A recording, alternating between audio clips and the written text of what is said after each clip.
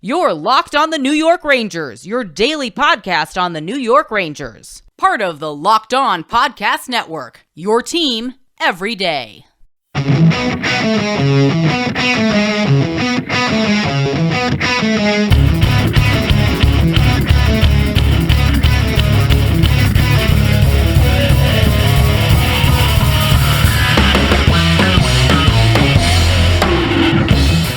Welcome back, Blue Shirts fans, to episode number 596 of the Locked On New York Rangers podcast. I'm your host, John Chick. Just want to thank you guys for making Locked On New York Rangers your first listen every day. We are free and available on all platforms. Today's episode of Locked On New York Rangers is brought to you by BetOnline.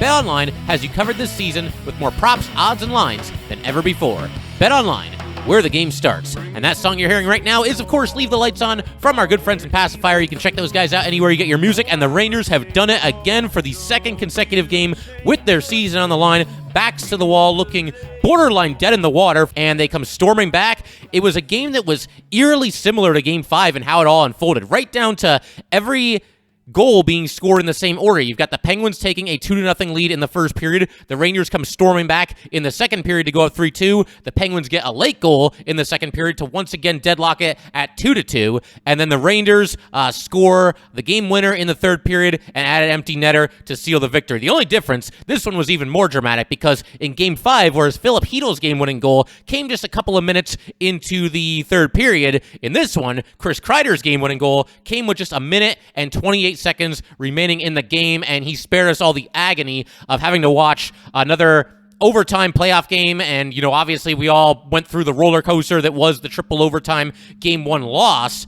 In this case, though, we are spared overtime, and this one would have been even rougher because obviously the Rangers would have had their season on the line, and at that point, you're in overtime, you score, you get Game 7, you don't score, and your season is over. None of us needed that, so obviously very, very happy that Kreider was able to get that goal here and finally basically show up in this series. I mean, I realize he's now up to 4 goals after scoring 2 in this one.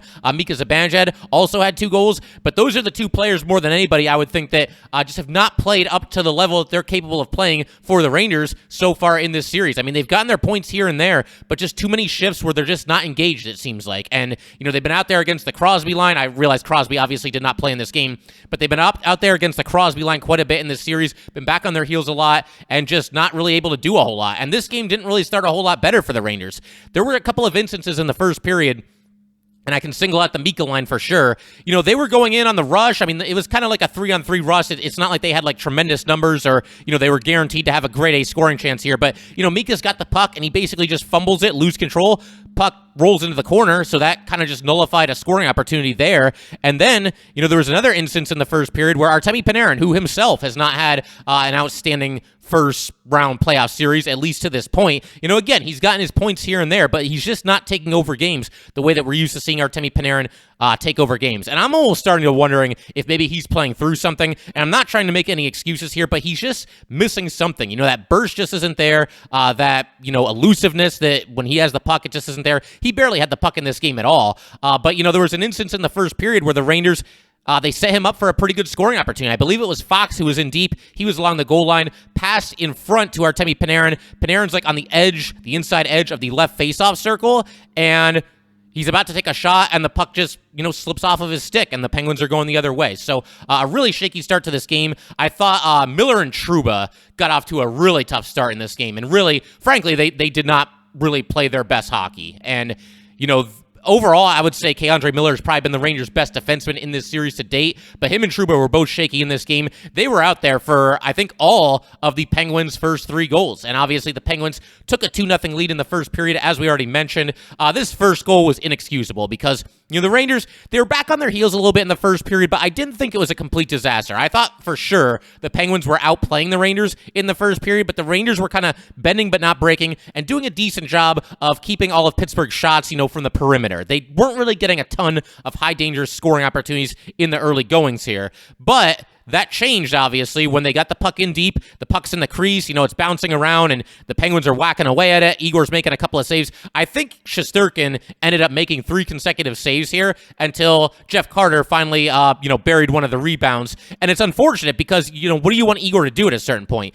Miller, Trouba, they were both there. Like I said, it was not a banner night for either one of those two players, and we'll get into that in greater detail in due time here. But everybody's just kind of reaching for the puck. And to be fair, Strome was there too. Nobody was taking the body. Nobody was doing anything to make it difficult for the Penguins to basically just set up shop in the Ranger goal crease. I mean, knock somebody off balance, move them out of there. Everybody just kind of reaching for the puck. That happened a couple of times in this game. So this was not a perfect performance for the Rangers. It was certainly a gutsy performance, but I'm honestly kind of surprised that they were able to basically survive another pretty bad start. I mean, let's call it like it is. Those goals they gave up in the first period were not good at all, and on top of that, the 2 Penguin goals in the first period, of course, we just covered the first one by Carter. The second one by Brian Russ was scored just a minute and 36 seconds after the first goal. So once again, the Rangers not responding well in the immediate aftermath of a goal being scored. This has been a series-long issue for this team. Now, later in the game, to be fair, obviously Mika Zibanejad scored 2 goals that were scored within 1 minute and 16 seconds of each other, but you got to have a better response in this. Your season is on the line here. You're up against a hostile environment, a really talented Penguins team, and the Rangers, after giving up that first goal, they get caught back on their heels again, can't get the puck out of their zone. You've got Jake Gensel making a cross-ice pass to Brian Russ. Russ scores, and just like that, the Penguins are up 2-0, but cannot say enough about the resiliency from this New York Ranger team to kind of find its game in the second period, obviously come storming back, and then, delivering in crunch time. Because, like I was saying, Mika Zibanejad and Chris Kreider, the 2 guys that,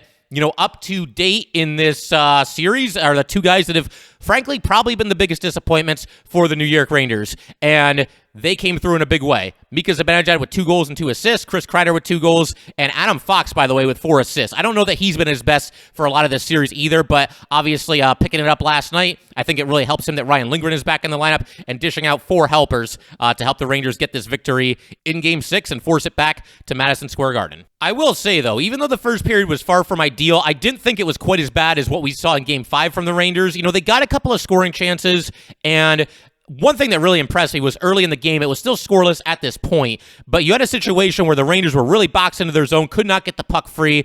They bent but didn't break, and like I talked about earlier, kept most of Pittsburgh's shots from the perimeter. But there was a situation here where the Mika line, so obviously that's Mika, Kreider, Vetrano, and also Schneider and Braun, they were out there on the ice for 2.5 straight minutes, and there was an icing in the middle of all that, and obviously you ice the puck, you can't change your players. They have to stay out there. And those 5 players, again, Mika, Kreider, Vetrano, Schneider, Braun, they all really hung tough, did a nice job preventing the Penguins from getting any grade A scoring opportunities, despite probably being dog-tired at that point. Again, 2.5 straight minutes on the ice. Eventually, they worked the puck out, got off the ice, got a line change, much-needed line change, and kept the game scoreless up to that point. The other thing that was one of the biggest highlights for the first period for the Rangers is, once again, they dug deep when they were down 5-on-3. This is the second straight game where the Penguins got a 5-on-3 advantage and were not able to score. In Game 5, right at the start of that game, 24 seconds into the game, I believe it was. I know it was less than a minute. The Penguins were given a 5-on-3 advantage. There were 2 simultaneous penalties called on the Rangers. Trouba and Kreider both went off, and the Rangers killed off a 2-minute 5-on-3. In this one, it wasn't the full 2 minutes, but the Penguins ended up with a 5-on-3 for 1 minute and 7 seconds, and just a great job by the Ranger penalty killers. You had Andrew Kopp, he blocked a shot, helped the Rangers get a clear. Anytime you can get a clear when it's 5-on-3, that is absolutely enormous. You can go and obviously get a line change, get some fresh guys on the ice. It's very, very easy when it's 5-on-3 to really get caught on the ice and just not even be able to get anywhere near the puck. I mean, they've really got you by the you-know-what when it's 5-on-3. But a great play by Andrew Kopp there, like we said, clearing it down the ice. And then Ryan Lindgren, who not too long before this, he went down to the ice, looked like he was hurt, and then got hit in the head. Zucker hit him in the head going by. It certainly seemed to be inadvertent, but Lindgren obviously suffering a blow to the head, and was right back on the ice. I don't think he even missed a shift. And in this situation here, once again, 5-on-3, you got Lindgren working his way over to a loose puck, skates it out of the zone, falls down in the neutral zone, clears it down the ice. Tyler Motte was out there for a good chunk of this penalty kill as well. It's big to have him back in the lineup. Motte, we talked about his importance and what he brings to the table for this New York Ranger team, and he only ended up with 9 minutes and 32 seconds of ice time. 2:11 of that, however, was on the penalty kill, and he was a big part of the Rangers once again winning the special teams battle. Rangers go 2 for 3 on the power play. The Penguins go 0 for 3, including not being able to score on this 5-on-3 here, and Tyler Motte had a huge hand in that. Could not be happier to welcome him back into the fold and just let him go out there and do what he does for this New York Ranger team. And in fact, he was on the ice with Mika Zibanejad and Chris Kreider when Kreider scored the game-winning goal. And we're going to go ahead and break down that goal in just a second, talk about a whole bunch of other stuff as well. We are just getting started here on Locked On New York Rangers. Just a tremendous win for the New York Rangers. Cannot wait to see what happens on Sunday night, Game 7 in Madison Square Garden. We're going to get to all that good stuff in just a second. But first, just want to let everybody know, today's episode of Locked On New York Rangers is brought to you by BetOnline.net. Our partners at BetOnline continue to be the #1 source for all your betting needs and sports info. Find all the latest odds, news, and sports developments, including this year's basketball playoffs, Major League Baseball scores, fights, and even next season's NFL futures. BetOnline is your continued source for all your sporting wagering information, from live betting to playoffs, esports, and more. Head to the website today or use your mobile device to learn more about the trends and action. BetOnline, where the game starts. All right, just want to thank you guys for making Locked On New York Rangers your first listen every day. We are free and available on all platforms. For your next listen, check out the Locked On Now podcast, nightly recaps of every NHL game with analysis from our local experts. It is free and available wherever you get your podcasts. So like I was saying, rough first period for the Rangers, down 2-0 going into the first intermission, but I didn't think it was all doom and gloom. There were a couple of scoring chances for the Rangers as well that, couple inches this way, couple inches that way, very easily could have been goals. We had Frank Vatrano getting behind the defense, ringing a shot off the crossbar. I mean, he beat Domingue clean on this one. And right after this, Ryan Strome had the puck on the doorstep, just kind of lost control in the crease. It looked like he had a chance to maybe, stuff it around the side of Louis Domingue and into the net. Wasn't meant to be there. But, I didn't think the Rangers were dead in the water at this point. I thought there was at least a chance that they could work their way back into this game. But I also don't want to go a second longer on here without talking about the game-winning goal for Chris Kreider. Obviously, just a wild play here. And it was interesting because, as I mentioned a second ago, Tyler Motte was on the ice with Mika Zibanejad and Chris Kreider. And I'm not sure if this was the case of a partial line change or maybe Gallant just saw something, wanted to shake things up a little bit, wanted to give Motte a chance, a shift with Mika and with Kreider. But basically what happened, you've got Tyler Motte going in on the forecheck. The puck is behind the Penguin net. He puts a big hit on his guy. The Penguins do work the puck out of the zone, but Adam Fox gets control of it right around the red line, and he passes right back up ahead to Mika Zibanejad. Mika gains the blue line, makes a pass to his left to Chris Kreider. Kreider takes a shot from the left point, and somehow, some way, the puck ends up in the back of the net. Once again, with just 1:28 remaining in the game, and that gives the Rangers a 4-3 lead. And, watching this replay, Mika Zibanejad was in front. After he passed to Kreider, he went right to the net. He had a defender on him. I'm not sure if maybe Domingue was screened a little bit. It looked also like maybe the puck either deflected off of Mika or off of the Penguins' defenseman, but it keeps going toward the net. Louis Domingue gets his glove on it. It pops straight into the air. All of us, I'm sure, are holding our breaths at the exact same time here. Lands behind Domingue, takes a bounce, rolls into the net, and Jeff Carter got there, had a little bit of a chance to maybe keep the puck out of the net, but he wasn't able to do it. Not an easy play. Obviously, the puck, it went sky high after it bounced off of Domingue's glove here. And I think Carter's only chance was to bat it out of the air, which is obviously doable, but he was not able to do it. And the puck, once again, finds its way into the net. Rangers have the lead with just 1:28 remaining. And obviously, the Penguins pull Domingue very shortly after this. There's a play stoppage. There's a face-off in the neutral zone, just outside the Ranger blue line. The Penguins get the puck back deep in the Ranger zone, and Domingue once again heads to the bench at that point. They briefly, with that face-off forthcoming in the neutral zone, put Domingue back into the net, but they pull him again. The Penguins dump it in. Adam Fox, a great job in the corner. Obviously there's guys coming in hard on the forecheck. He lifts the puck out of the zone, not hard enough that it was going to be an icing, but certainly put enough sauce on it to get it out of harm's way and, very far away from the Ranger net. And at that point, the race is on for the loose puck. You get Kevin Rooney moving up the boards there on the right side. He gets to the puck. He sends a backhand pass across the ice around a defender to Andrew Kopp. And as soon as this pass was completed, it was game over because there was nobody in front of Kopp. Kopp buries it into the empty net with 28 seconds to go. And just like that, the Rangers heading back to Madison Square Garden for Game 7. And against all odds, once again, the Rangers stare elimination in the face, trailing by 2 goals in the second period for the second straight game. Games 5 and Game 6.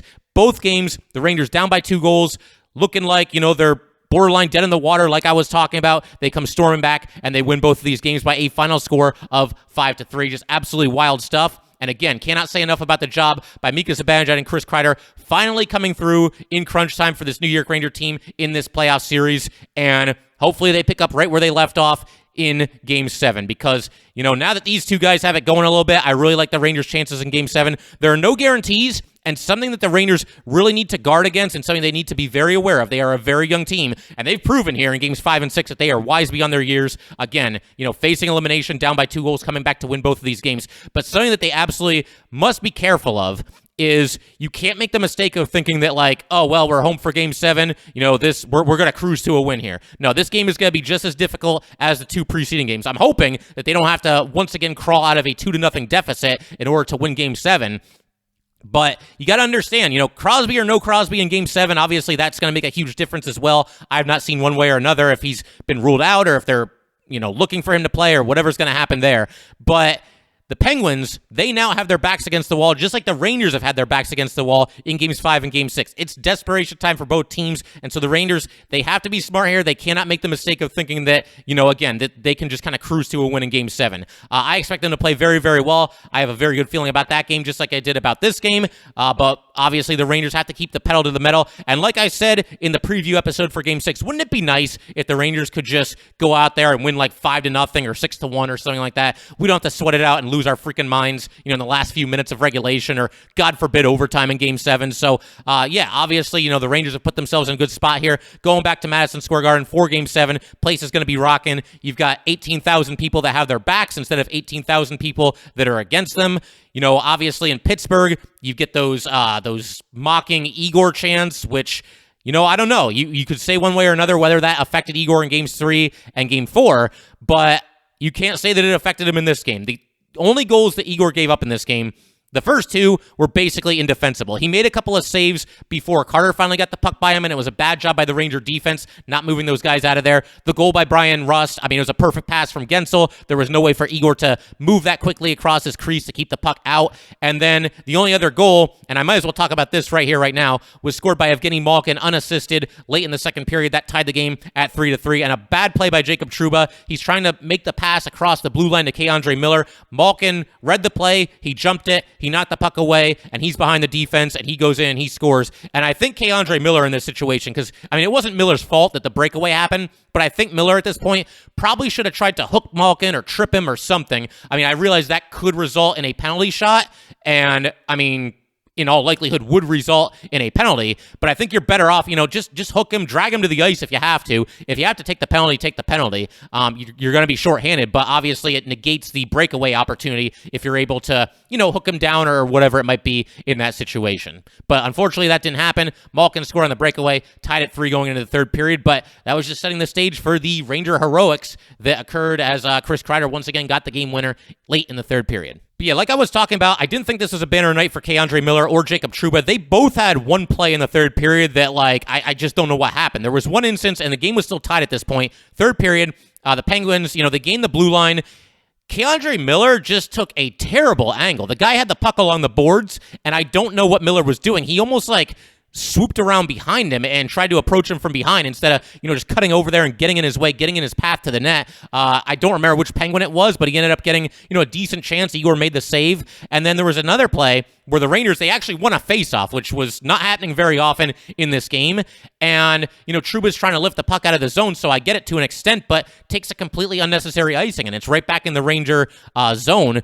And obviously that was not ideal, but the Rangers once again were able to work it out of their zone in the ensuing faceoff, which is a good thing for Jacob Trouba because that icing was completely unnecessary. And while we're on the subject of icing, why were the Penguins being given like 45 seconds after every single shift that followed them icing the puck? Every single time the Penguins took an icing, somebody's got to go get a new stick, or somebody's, arguing with the referee about, I was already on the bench, I'm not supposed to be on the ice right now, or, it's Jeff Carter taking, half an hour getting into the face-off circle. Drop the puck. And I'm not saying this just in relation to this game last night. I'm saying this like, if a team is going to continually do this and use all these stall tactics after they ice the puck, and, the Rangers, they want the puck dropped, and Mika's there, and he's ready to take the face-off, and Jeff Carter's taking forever, drop the puck. There's got to be some kind of a time limit. If the center on the Penguins, or, again, any other team in hockey in this situation, does not want to get into the face-off circle, does not want to get in position for the face-off, at a certain point, the linesman should just drop the puck. You don't want to be there? Fine. Puck's dropped. The puck's in play. Away we go. And I don't know, maybe that's kind of a rule that the NHL could institute at some point, because the stall tactics by the Penguins were out of control after the icing, and it was driving me crazy, especially in the third period. It's a tie game. The Rangers have to win this game to keep their season alive, and they're getting away with, all this nonsense about doing all these different things to prevent the linesman from dropping the puck and letting all their guys on the ice catch their collective breaths. So I don't know. It's a rule that I think that the NHL should look at. They got to find a way to speed this up and not allow teams to delay after an icing. But that's a different conversation for a different day. We're going to continue breaking this one down in just a second. But first, just want to let everybody know, today's episode of Locked On New York Rangers is brought to you by Built Bar. Imagine dipping your finger into that plastic tub of birthday cake frosting and then opening your eyes and realizing that was only 150 calories and 16 grams of protein. That is what it is like to eat a birthday cake puff from Built. I just received my birthday cake puffs, and I have never had anything like this before. They're available right now, and we can't promise that they will be there tomorrow. So go get them today at Built.com. With 150 calories, 16 grams of protein, and only 9 grams of sugar, this limited-time flavor is an amazing option if you are looking for a healthy way to get flavor and variety in your day. All Built Puffs are covered in 100% real chocolate, and they are made with collagen protein, which your body absorbs more efficiently and provides tons of health benefits. Go to Built.com to get birthday cake puffs right now. Go to Built.com, use promo code LOCKED15, and get 15% off your order. Use promo code LOCKED15 for 15% off at Built.com. All right, so we're going to go ahead and talk about some of these other Ranger goals in just a second, a couple other things that happened in this game as well. But the first thing I got to get to here, and I can't believe I took this long to mention this because it was a pretty funny moment on the bench. But, Mika, there was a situation where the Rangers, this is when they were down 5-on-3, and Mika was in the penalty box, and he ended up with a breakaway because right as the Rangers cleared the puck, Mika was getting out of the box. He went in one-on-one with Louis Domingue. He already had 2 goals to this point, so he was on the verge of a natural hat trick. The game was tied 2-2 right at this spot in the game, and he goes in, goes to the backhand, puts it off the post, so the score remains tied at 2-2. But back on the bench, Mika, he looked at the tablet and wanted to watch the replay, and I guess, if you listen to Chris Kreider and Mika Zibanejad in the post-game presser, Mika was kind of second-guessing himself, second-guessing the move that he made, and Chris Kreider just didn't want to hear it, so he grabbed the tab and just kind of threw it. And, was talking to Mika on the bench, and after the game was over, they kind of laughed about it a little bit, but Kreider said, he didn't want to hear that from Mika. He didn't want to hear him second-guessing himself, and I can see why, because Mika obviously had already scored 2 goals in that period to that point, and on top of that, you don't want something like that to get in your head. You want to just kind of move on to the next thing. So Kreider was having none of it, and I gotta say, this play, obviously, or not play, but this moment on the bench kind of made its rounds on Twitter. Everybody was kind of sharing it, and I can't find the tweet now, so I don't know who sent it, but somebody, posted that video of Kreider throwing the pad, the tablet or whatever it is, and the caption that this user put to accompany the video is one of the funniest things that I've ever read, and to completely, understand this joke, I think a lot of people are aware of this, but Mika Zibanejad is a part-time DJ, and so the caption that this Twitter user, used on this video to accompany this video was Kreider saying, "Mika, I don't have time to listen to your mixtape," which I thought was absolutely fantastic. And it kind of,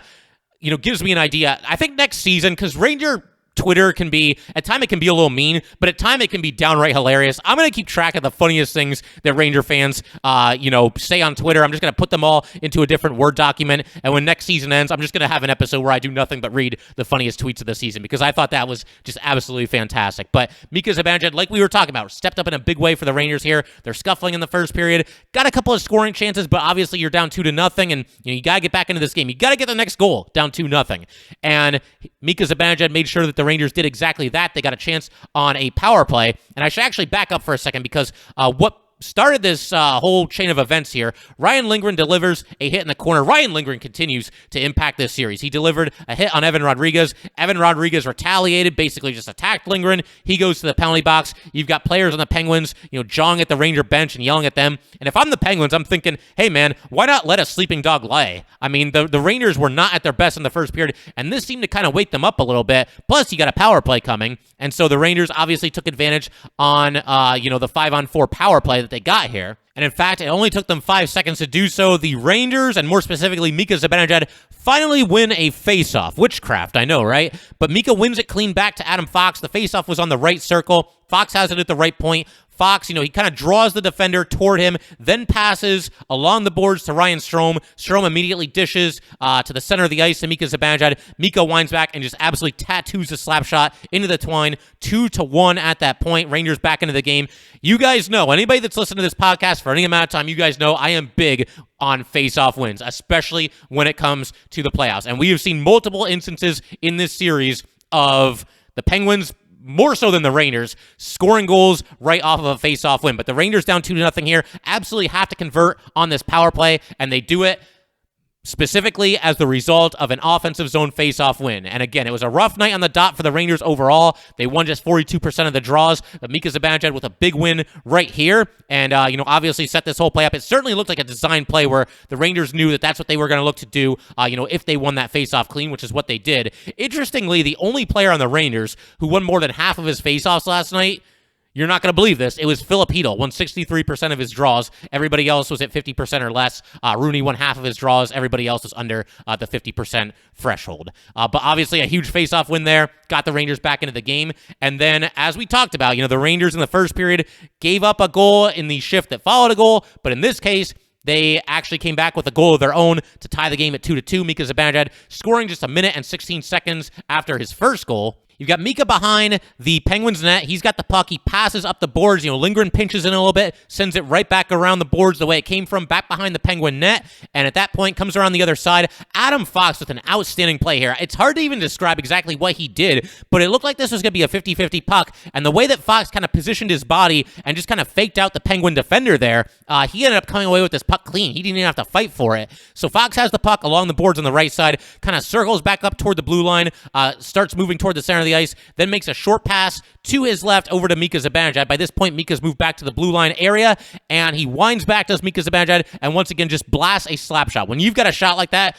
let it freaking fly. That was just awesome to see Mika do that. And obviously, he scores. The Rangers tie the game at 2. Again, just a minute and 16 seconds after Mika cut the Penguin lead to 2-1. It is now 2-2. And we've talked about pretty much every Ranger goal in this episode, kind of jumping from one thing to the next here, but we might as well go ahead and talk about the goal by Chris Kreider on the power play that gave the Rangers a lead at 3-2. And this whole thing was set up. Frank Vatrano drawing a penalty against the Penguins. Vatrano was in front of the Pittsburgh net. Mike Matheson just whacks him in the face with his stick. He is called for a double minor, and the Rangers have 4 minutes of power play time. And you always want to score on the power play, especially in the playoffs, and especially in a tie game with your season on the line. Allow me to state the obvious there. But you really, really want to make a team pay when they take a stupid, unnecessary, borderline vicious penalty like the one that Mike Matheson took here. And Igor Shesterkin saw to it that the Rangers did. The Penguins, and keep in mind it's the second period, so you've got the long change, obviously. And the Penguins, I believe it was Zucker, cleared the puck down the ice, and they go off for a change, and they've got, a long way to go to their bench. Igor Shesterkin comes way out of his net to the right side, gets to the puck, and flings it up the ice, and Wayne Gretzky never made a better pass than this one. He put it right on the tape for Mika Zibanejad, led Mika into the Penguins zone. He's behind the defense, caught the Penguins in a line change here. Goes in, takes a shot from point-blank range. Louis Domingue gets his glove on it. It was a nice save by Domingue, but It goes right to Chris Kreider. Kreider buries it from the doorstep. And Kreider did a great job here because, he was kind of engaged with a Penguins defenseman, and he had to kind of spin off of him, turn to his right, and then somehow find the puck at his feet, and was able to do so and put it into the empty net. So a great job by Chris Kreider being alert there, quickly finding the puck and knocking it into the net before, Domin can recover, before any of the other Penguins can get on top of him. Great job by Kreider there, coming through in the clutch. And like we said, big-time stuff that Chris Kreider and Mika Zibanejad both stepped up when the Rangers needed them the most in this game. And I figure we can go ahead and talk about some things that I think are going to be key to a Game 7 win for the New York Rangers. And we already talked about one of them, that being that the Rangers can't make the mistake of thinking that, they're in complete control here and they're on easy street. It's fine to be confident, and they should be confident. They should be feeling really, really good about themselves, especially after the way that they've won Games 5 and 6. But you got to hit the ground running, and that kind of leads me into my first key to this game. The Rangers need a fast start. They haven't had a lot of them in this series. Games 1 and 2, they took fairly early leads in those games. But for the most part, the Rangers, it hasn't really been their strength in this series, really hitting the ground running in the first period. It certainly has not been their strength in Games 5 or 6. So Game 7, you're at home, you're in Madison Square Garden. That place is going to be absolutely electric. They are going to be rocking right from the opening faceoff. So if the Rangers can't feed off of them and get an early jump on the Penguins here, then I think something's wrong. They need that fast start. They need to hit the ground running and hopefully play with a lead. I mean, wouldn't that be nice to see the Rangers not have to come from behind to win one of these games? Something else, no more reaching for the puck, especially when the puck is, loose in your crease and it's a wild scramble and Igor's standing on his head trying to keep the puck out. Take the body, knock somebody around a little bit, knock them down to the ice. We've seen the Rangers do that at times in this series, but at other times, way too much puck watching, way too much just kind of reaching for the puck, poking at it with your stick. Take the body, make them feel uncomfortable, knock them around a little bit. Tough to score when you're being not completely off balance. And I want to see specifically K'Andre Miller and Jacob Trouba get back to that because they're both big, physical, tough defensemen. There's no reason why they shouldn't be knocking around the Pittsburgh forwards whenever they get the puck, in deep in the Ranger crease. Another thing, continue to win the special teams battle. We knew it was going to be absolutely huge coming into this series. Both teams have good power plays. Both teams have good penalty kills. But the Rangers have won the special teams battles in each of these two preceding games. In Games 5 and 6 combined, the Rangers have gone 3 for 6 on the power play. The Penguins have gone 0 for 6, and including 2 5-on-3s for the Penguins in which they did not score. So you got to continue to win the special teams battle. And again, forgive me for stating what's probably pretty obvious to a lot of you. The Rangers have to go with the exact same lineup in Game 7 that they use in Game 6. Tyler Motte is back now. I'm sure he'll be out there for Game 7. Those exact 20 players are the guys that should be on the ice, the 20 players that we saw in Game 6, and I believe they will be. I don't think there's any chance the Rangers would make any kind of a move. I mean, Ryan Lindgren looks no worse for the wear. I don't think I'm not a doctor, and I don't even know what his exact injury is, but he doesn't seem to be in any risk of, getting injured again. So, and honestly, the way Patrick Nemeth has played in this series, if anything happened to Ryan Lindgren, he did get injured in Game 7, I'm not convinced that the Rangers wouldn't be better off just going with 5 defensemen from that point on anyway. Or you could maybe go with Libor Hayek or Zach Jones, but at this point, that's just not going to happen. So, to me, yes, obviously got to roll with the same 20 players that dressed up for Game 6. Something else, I just want to throw this out here before we call it a day. I want to see Ryan Reeves just absolutely crushing players on the Penguins. I don't want anything illegal. I don't want anything dirty. I don't want anybody to get injured. But I want Ryan Reeves to be the wrecking ball that he was in Games 1 and 2. There's times in this series where he's been physical, and, we've seen him pop up every now and then. His ice time was obviously very much limited in Games 3 and 4 because the Rangers were down by so many goals in that game. So, obviously, you're not going to give Reeves a ton of ice time when you're chasing goals. And he only got 6 minutes and 25 seconds in Game 6 last night. But I want to see, whenever he's out there, I want to see him just wrecking people and just setting a tone, getting that crowd rocking from the early goings. And just one other point that I want to make before we end it here is the Rangers, they've come back in this series, Games 5 and 6, down 3-1 to force Game 7. They're dead even with this Pittsburgh Penguins team. The Rangers are almost doing this in spite of themselves because, as we've talked about on here, a lot of the Rangers' best players have not played like the superstars that we all know them to be. Artemi Panarin has not been at his absolute best. Kreider and Mika came through big-time clutch in Game 6. Cannot say enough about the job that they did in the second period onward last night in Game 6 to force us to a Game 7. But let's be honest, those two have not been at their best in this series either. Adam Fox, again, he came up huge last night, played good defensively, and had the 4 helpers, but he has not been his best in this series. Igor Shesterkin, there have been times where, obviously, he's been hung out to dry, but let's be real here. Igor Shesterkin is the slam dunk Vezina winner, and he's one of the 3 finalists for the Hart Trophy. He didn't always play like it in this series. And so, you just hope that all those guys round back into form. They get it done when it really counts the most in Game 7. I want to see an Igor Shesterkin performance that we saw all season where he's just not going to let that puck get by him. And I think he's got it in him. And I think, again, being at home for Game 7 going to be huge for this New York Ranger team. But it's time for the superstar players on the New York Rangers to start playing like superstars. And we've seen glimpses of it, but I want to see it for 60 minutes, and I want to see the Rangers just crush this team in Game 7 in Madison Square Garden. But that will pretty much do it for today, guys. Once again, if you'd like to get in touch with this podcast, please send an email to lockedonnyrangers@gmail.com. Once again, that is lockedonnyrangers@gmail.com. And definitely give us a follow on Twitter as well, @LO_NY_Rangers. Once again, that is @LO_NY_Rangers. Thanks again, guys. I'll see you next time. Thanks for making Locked On New York Rangers your first listen every day. In our next episode, we're going to be talking about whatever happens between the Rangers and Penguins in Game 7. Now make your second listen Locked On NHL. From first-round matchups to each Stanley Cup kiss, Locked On NHL covers the playoffs like no other. Hear the latest news and opinions from local experts every Monday through Friday. It's free and available wherever you get your podcasts.